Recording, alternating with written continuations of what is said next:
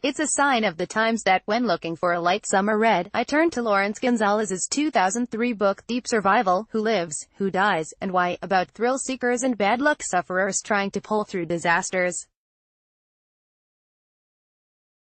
My hope was that stories of plane crashes, boating accidents, and mountaineering mishaps would be a welcome escape from reality. Advertisement. Continue reading below. While reading about a hiker lost in the wilderness and frantically trying to find his way back to civilization, it hit me that our country is in a similar position. Instead of being an escape, the book turned out to be a very useful primer on how we might survive Donald Trump. Getty Images. Brendan Smielowski. I didn't want to read too much into the text, so instead, I tracked down the best-selling author who's written several books on the topic. Gonzalez has spent his life pursuing adrenaline-inducing activities, so I pictured him climbing Mount Hood, riding his motorcycle through Mexico, or flying through a canyon in a home-built copy of a two-seat Italian fighter plane. As it turned out, Gonzalez was sitting at home in Evanston, Illinois, getting ready to head to the Santa Fe Institute where he's an SFI Miller Scholar. Since turning 70 this year, Gonzalez has retired from adventuring, but that doesn't mean life has lost its edge.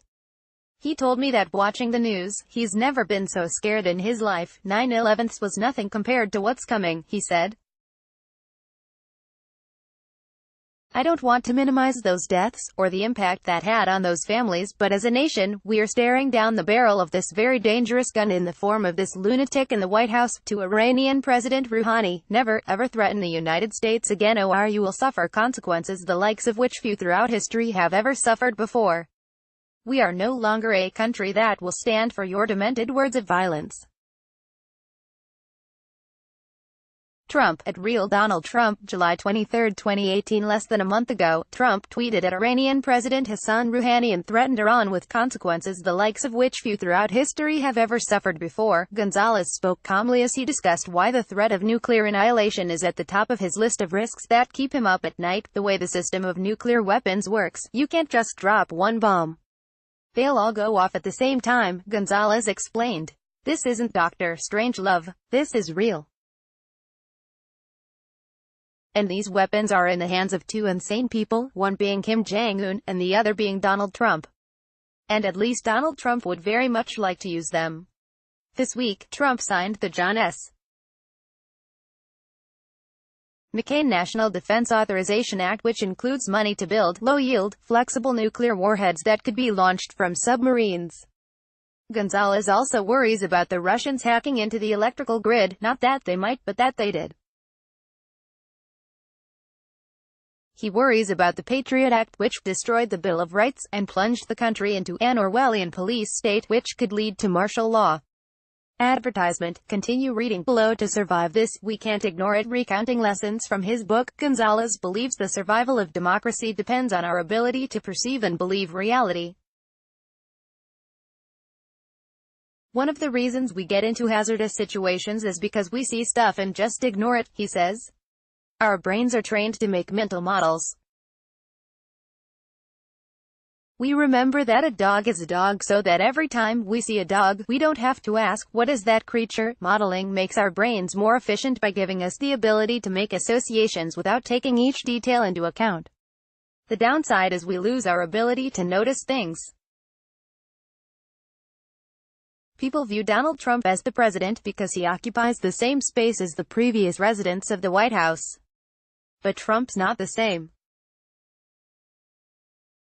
It's like seeing a mountain lion slip through a doggy door as a child rushes over, declaring, "Puppy, we need to see him for how he really is," says Gonzalez. A psychopathic, lying, misogynistic, lunatic, pick your adjective. The inability to perceive and believe reality when under stress is called bending the map. A hiker in deep survival heads for the top of a mountain. Hours later, it's getting dark. A storm is coming in. He thinks he's close to his destination and is surprised when the lake on the map that should be just on the left isn't there at all. Instead of concluding that he must have strayed from the path, the hiker instead concludes the lake must have dried up. He rejects the map and keeps going, further and further away from where he needs to go. We need to see him for how he really is. A psychopathic, lying, misogynistic, lunatic.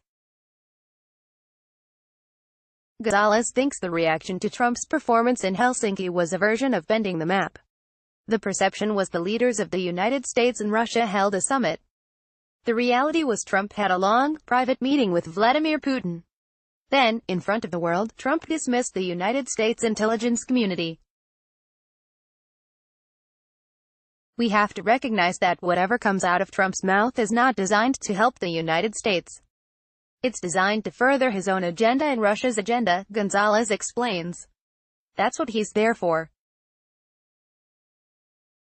And he was put there by an enemy of the United States. Perceiving and believing works best when we react to the truth without emotion. Emotion allows us to be shocked and disgusted and outraged. Can you believe Trump did that, we ask. We keep thinking of what should be there, like a dried-up lake, instead of seeing what is there. If you're pointing out that Trump said he would hire the best people, and didn't, you are stumbling in circles. Getty Images. When McNamee advertisement, continue reading below. Advertisement, continue reading below. Accepting reality takes a hard heart, Gonzalez advises. He cites the story of mountain climber Joe Simpson, whose partner was forced to cut the rope, believing he was sending Simpson to certain death.